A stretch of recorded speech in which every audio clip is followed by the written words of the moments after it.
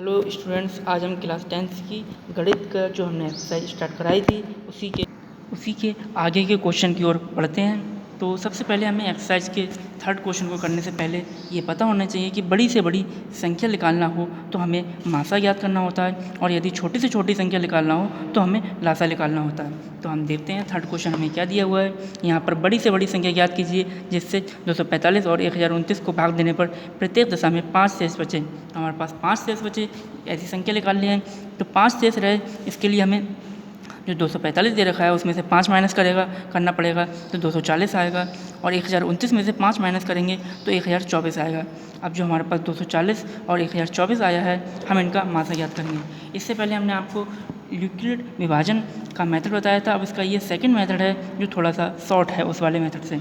यहाँ पर b को हमने 240 माना हुआ है, a को हमने 1024 माना हुआ है। 1024 भाज्य हुआ और 240 हमारा भाजक हुआ। हम इसे भाग करेंगे 240 को 1024 से, तो ये करते रहेंगे तो इसे 4 बार जाएगा और 64 हमारा शेष बचेगा।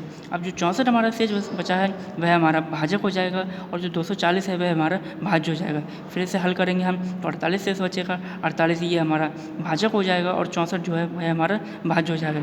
इसी प्रकार हम आगे हल करेंगे तो 16 शेष बचेगा। अब 16 को 48 से अगर हम भाग देंगे तो 3 भागफल आएगा और शेषफल हमारा 0 बचेगा। यही हमारा अंतिम चरण है। हमें अंतिम चरण जब तक 0 शेषफल नहीं आता तब तक हल करना होता है। अंतिम भाजक हमारा 16 है, यही हमारा 240 और 1029 का मासा है। अतः बड़ी से बड़ी संख्या जिसमें 245 तथा 1029 को भाग करने पर 5 शेष बचे वह 16 होगी। यही हमारा आंसर है। अब हम नेक्स्ट क्वेश्चन की बात करते हैं। तो नेक्स्ट क्वेश्चन देखिए, फोर्थ क्वेश्चन में हमें कह रहा है कि दिखाइए कि कोई धनात्मक विषम पूर्णांक 6q + 1, 6q + 3 या 6q + 5 का रूप है जहाँ q पूर्णांक है।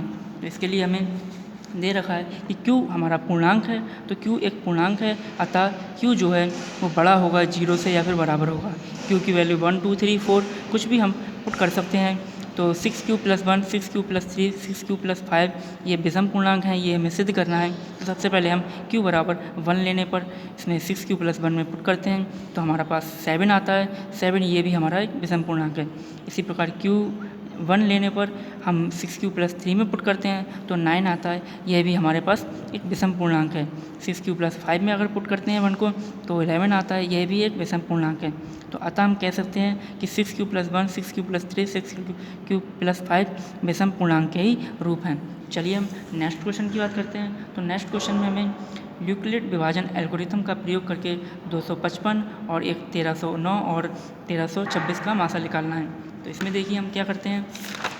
सबसे पहले जो सबसे बड़ी संख्या है उसे a मानते हैं, उससे छोटी उसे b मानते हैं, और जो सबसे छोटी है उसे c मानते हैं। हम पहले a और b को हल करते हैं। a जो है वह हमारा भाज्य है और b हमारा भाजक है। जब इसे हम भाग करेंगे तो आप देख सकते हैं 17 हमारे पास शेषफल होता है, तो जो शेषफल है वह हमारा फिर भाजक बन जाता है, और 1309 ये हमारा भाज्य बन जाता है। जब इसे दोबारा हल करते हैं 77 भागफल आता है और शेषफल हमारे पास 0 आ जाता है।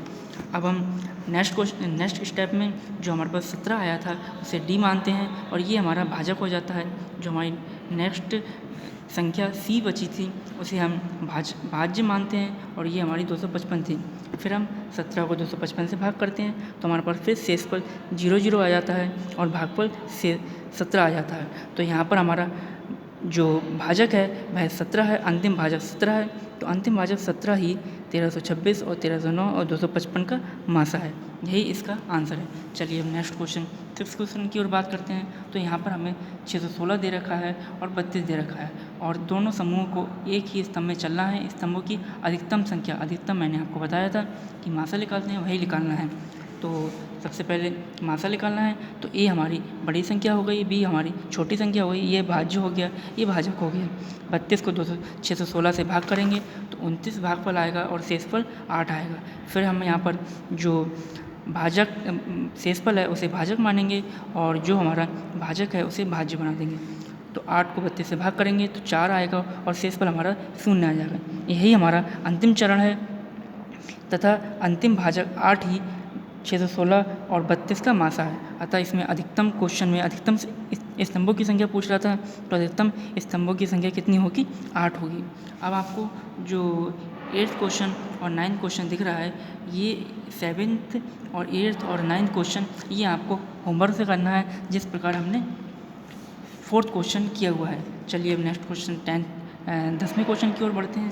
10वें क्वेश्चन में दिखाइए कि किसी धन पूर्णांक का 6q प्लस r का रूप होता है, जहाँ q पूर्णांक है और r 0 1 2 3 4 5 6 7 प्लस k के रूप का है। यहाँ पर q हमें दे रखा है एक पूर्णांक है और q की वैल्यू 0 से बड़ी या बराबर होगी। q बराबर 1 2 3 4 5 हम कुछ भी ले सकते हैं। अब यहाँ पर r की वैल्यू हमें दे रखी है 0 1 2 3 4 5। अब हम 6q प्लस r ये धन पूर्णांक है, ये चीज़ हमें दिखाना है। तो हम सबसे पहले q बराबर 1 और r बराबर 0 लेने पर इसमें पुट करेंगे, तो फिर हमारी ये वैल्यू 6 आ जाएगी। 6 एक धन पूर्णांक है।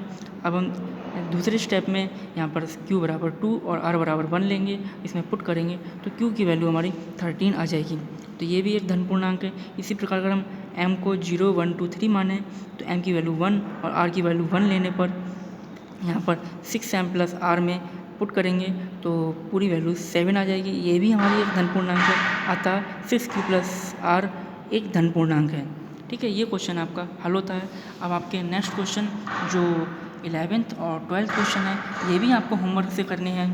इसी प्रकार आपकी ये एक्सरसाइज 1.1 कंप्लीट होती है। चलिए अब नेक्स्ट एक्सरसाइज में आपसे मिलते हैं।